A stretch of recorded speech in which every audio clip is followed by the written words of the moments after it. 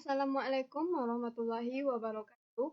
Baiklah, perkenalkan saya Novi Susanti dengan NIM 200020057. Saya dari jurusan Administrasi Pendidikan Mahasiswa Universitas Negeri Padang.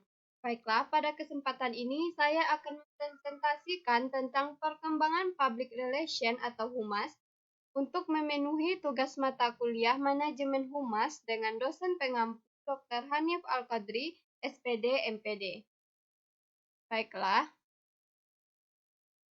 pada kesempatan ini kita akan membahas perkembangan PR itu secara umum di dunia maupun di Indonesia.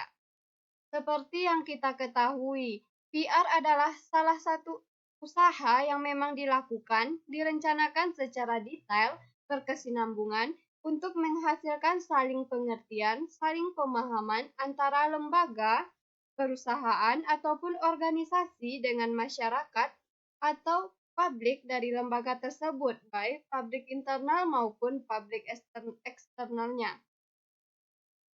PR ini relatif memang baru untuk bangsa Indonesia, tetapi di dunia perkembangannya bukanlah hal yang baru. Baiklah, langsung saja. Yang pertama kita masuk pada perkembangan PR ini secara umum. PR muncul pada abad ke-20, tepatnya di negara Amerika Serikat. Humas ini muncul karena adanya kemajuan dalam berbagai bidang, adanya kemajuan dari berbagai masyarakat yang memisahkan manusia ke dalam kelompok-kelompok yang berbeda. Maka pada saat terjadinya revolusi industri, pada saat itu jugalah dianggap lahirnya pemicu kehumasan atau PR ini. PR ini justru telah ada cikal bakalnya atau sudah diterapkan selama berabad-abad yang silam. Misalnya yang pertama pada penyambutan yang dilakukan oleh Ratu Balkis terhadap Nabi Sulaiman, yang mana proses menyambut kedatangan tamu istimewa ini dengan berbagai rangkaian acara, tujuannya ialah menjaga hubungan baik, menjaga kenyamanan, dan yang mana Nabi Sulaiman ini merasa dihargai oleh publiknya yang menunggu. Dan disinilah terciptanya konsep PR tersebut. Kemudian yang kedua, pada saat peristiwa penyambutan Mark Antony di tepi Sungai Nil yang dilakukan oleh Ratu Cleopatra atau wanita tercantik di dunia. Yang mana pada saat penyambutan segala keindahan didesain oleh Ratu Cleopatra ini untuk memunculkan kenyamanan dan ketentraman. Sehingga terjadilah hubungan yang luar biasa karena Mark Antony ini merasa dihargai sehingga adanya kesepahaman antara kedua belah pihak. Dari kedua peristiwa ini sehingga dapat disimpulkan bahwa humas memang pada prinsipnya mempunyai fungsi untuk menumbuhkan relasi baik antar setiap komponen dari peristiwa tersebut, dan sehingga dapat disimpulkan bahwa humas ini memang pada prinsipnya mempunyai fungsi untuk menumbuhkan relasi baik antar setiap komponen masyarakat, serta menumbuhkan motivasi yang ada dan menjadi proaktif. Selanjutnya, dalam sejarah perkembangan public relation ini dipelopori oleh Bapak Public Relation Internasional yang bernama Ivy Ledbetter-Lee atau Ivy Lee atau disebut The Father Public Relation pada tahun 1906, yang mana Ivy Lee ini pada saat itu berhasil menanggulangi kelumpuhan industri batubara yang saat itu hampir terjadi di Amerika Serikat. Ivy Lee ialah seorang wartawan. Gagasan dan pemikiran Ivy Lee pada saat itu dalam mengembangkan perbaikan pembaharuan itu dinamakan The Declaration of Principle, yang mana pada saat itu ada batas yang luar biasa antara manajemen pengambil keputusan tingkat tinggi dengan level buruh atau kelas bawah yang dianggap sebagai produk yang membuat level atas menjadi kaya raya ini justru tidak dianggap keberadaannya. Maka hadirlah Ivy Lee ini yang menjembatani hal tersebut, Sehingga salah satu isi dari The Declaration of Principle membuat publik yang selama ini dianggap bodoh, tidak diperhitungkan, dianggap sebagai level kedua, sekarang menjadi tidak diabaikan dan dibawa serta duduk bersama dalam satu konsep manajemen kelembagaan. Sehingga apa yang menjadi harapan manajemen dan apa yang diinginkan oleh masyarakat yang dianggap sebagai masyarakat kedua tadi itu bisa ngeblend yang dijembatani oleh IVT ini. Sehingga tidak adanya lembaga yang menganggap kelas bawah lagi atau kelas kedua itu tidak penting lagi. Sehingga lembaga masyarakat internal dan masyarakat eksternal pun mulai diperhitungkan. Selanjutnya, kita masuk pada perkembangan PR di dunia. Gambaran atau kronologis dari perkembangan PR di dunia itu terbagi atas beberapa tahap tahun ke tahun. Yang pertama yaitu pada tahun 1865 sampai tahun 1900. Pada abad ke-19 ini, PR dianggap tidak mempunyai kepentingan dalam lembaga industri ataupun organisasi. Bahkan saat itu, publik internal dan eksternal masih dianggap bodoh karena tidak memberikan warna ataupun pengaruh apapun pada pengambil kebijakan atau besarnya sebuah lembaga. Kemudian yang kedua yaitu pada tahun 1900 sampai tahun 1918, publik mulai diberi informasi dan dilayani pasca terjadinya revolusi industri.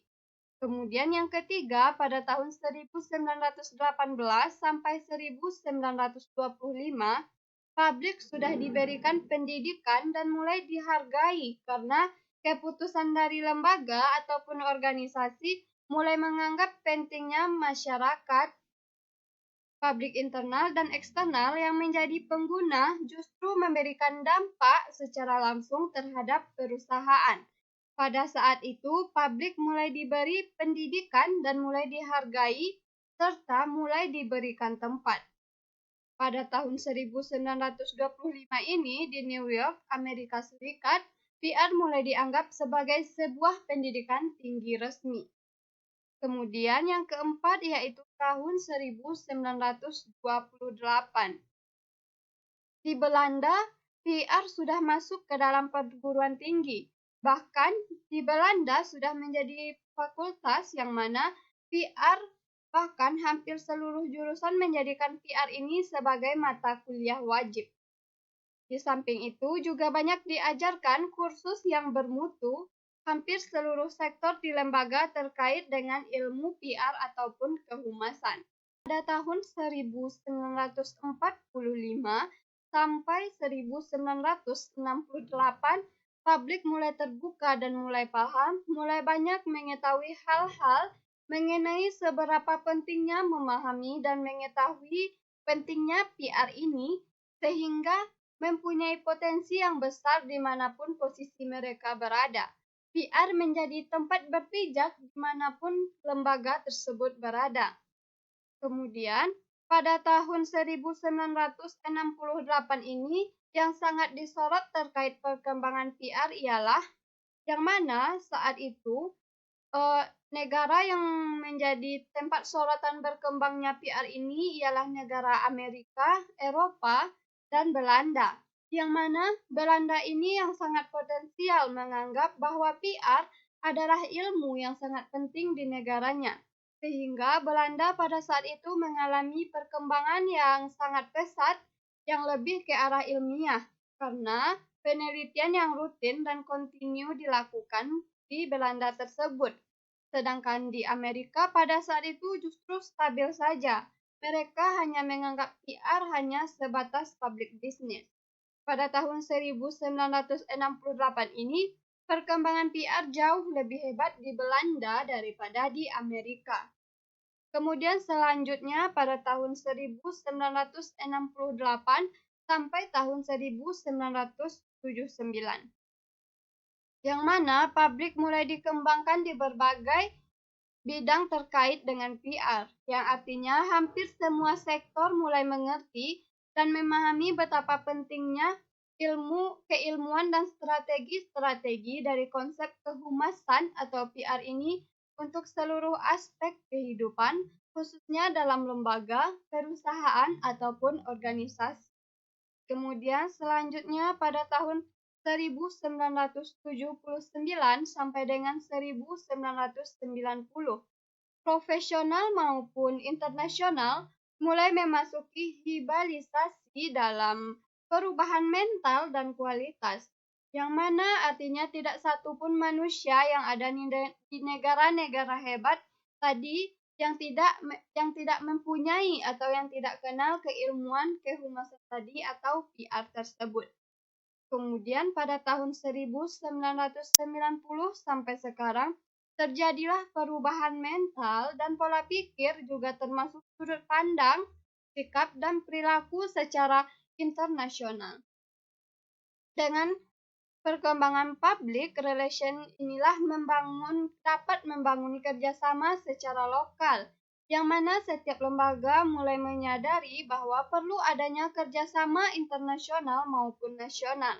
Melalui pemahaman terhadap perkembangan PR tersebut membuat setiap orang saling belajar di bidang politik, ekonomi, ataupun iptek sesuai dengan kebutuhan era global dan informasi.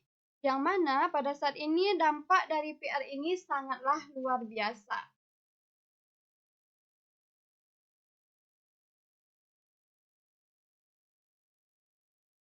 Baiklah, selanjutnya kita masuk pada perkembangan PR di Indonesia. Perkembangan PR di Indonesia ini bisa dikatakan terlambat, yang mana PR berkembang di Indonesia pada tahun 1944 pada saat Alwi Dahlan melakukan konferensi humas pada tahun 1944. Dan sejarah humas di Indonesia juga muncul pada saat 18 Agustus ketika Bung Karno memutuskan menunda sidang PPKI ketika memberi keterangan melalui pers. Artinya, pada saat itu disinyali dengan memanfaatkan pers sebagai salah satu ilmu dari PR tersebut. Pada saat itu, di Indonesia sudah mulai memahami arti PR, sehingga proses negosiasi pada saat itu disampaikan oleh Bung Karno melalui pers atau dengan tidak langsung. Disitulah sebenarnya di Indonesia mulai dikenal humas atau public relation ini. Selanjutnya, menurut M. Linggar, praktek humas sebenarnya sudah ada sejak zaman Mataram, yang mana pada saat penambahan Senopati mengumumkan bahwa ia dan pasangannya mendapat lindungan ataupun perlindungan dari Ratu Laut Selatan Nyi Roro Kidul. Yang mana hal ini dibuat untuk menyaingi adipati-adipati di pantai utara yang bisa lebih mudah mendapatkan restu dari para wali. Disinilah konsep PR ini sebenarnya sudah ada pada saat Senopati ini mengumumkan bahwa ia dan pasangannya dilindungi oleh Ratu Laut Selatan tersebut. Kemudian, jika dilihat dari keotentikan sejarah, humas atau PR ini otentik berkembang dan muncul sejak proklamasi kemerdekaan 1945. Yang mana pada saat itu juga ditandai dengan adanya Radio Republik Indonesia dan TVRI yang terkait dengan proklamasi 17 Agustus 1945. Bahkan dalam perkembangannya ada event juga, BIR ataupun Kominfo, yang mana proklamasi juga membuat munculnya lembaga-lembaga atau badan-badan yang sifatnya terkait dengan publik. Kemudian pada tahun 1962 juga dianggap sebagai cikal bakal pembentukan humas di Indonesia secara resmi melalui Presidium Kabinet Perdana Menteri Juanda.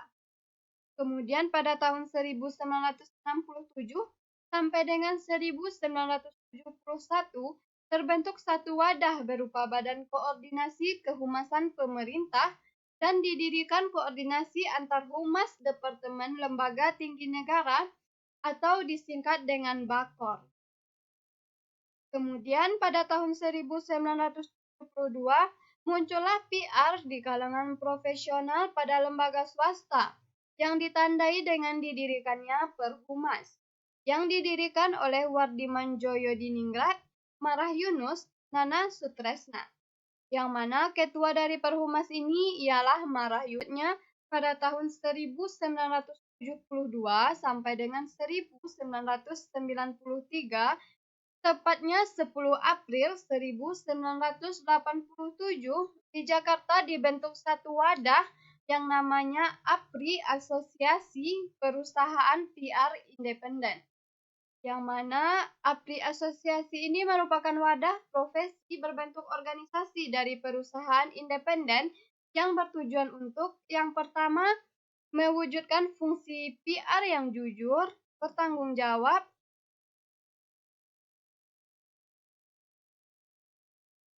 Oke, selanjutnya pada tahun 1972 sampai dengan 1993, tepatnya 10 April 1987, di Jakarta dibentuk satu wadah yang namanya APRI, Asosiasi Perusahaan PR Independen.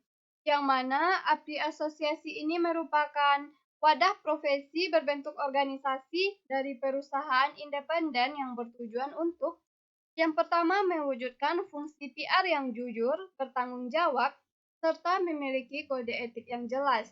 Yang kedua, memberikan informasi kepada klien bahwa APRI memberikan nasihat dalam PR.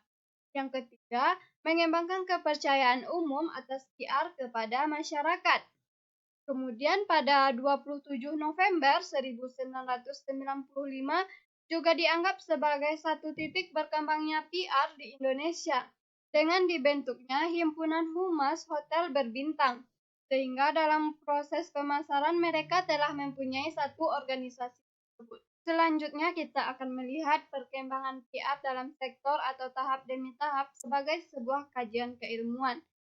Sebagai kajian ilmu, PR melahirkan berbagai teori dan paradigma, yang mana PR sebagai ilmu tentunya banyak berbicara tentang penelitian yang dapat menguji atau memverifikasi terhadap teori termasuk pemecahan masalah atau menentukan fakta-fakta lapangan yang dialami oleh sebuah lembaga ataupun organisasi, termasuk peran-peran dan penelitian yang dilakukan PR dalam membuat program semi perbaikan dan perkembangan lembaga. Kemudian sebagai kajian profesi, PR adalah alat atau fungsi untuk kegiatan yang bersifat praktis. PR sebagai profesi yaitu menjadi seni yang dapat digunakan secara praktis oleh para praktisi PR yang melahirkan profesi PR seperti halnya profesi-profesi lainnya. Baiklah, sampai disinilah presentasi saya pada kesempatan kali ini. Jika terdapat kesalahan dan kekurangan, saya mohon maaf. Saya juga mengharapkan kritik dan saran dari Bapak dan teman-teman semuanya untuk perbaikan video selanjutnya. Kebenaran datangnya dari Allah dan kesalahan datangnya dari saya sendiri. Wabillahi taufik wal hidayah. Assalamualaikum warahmatullahi wabarakatuh.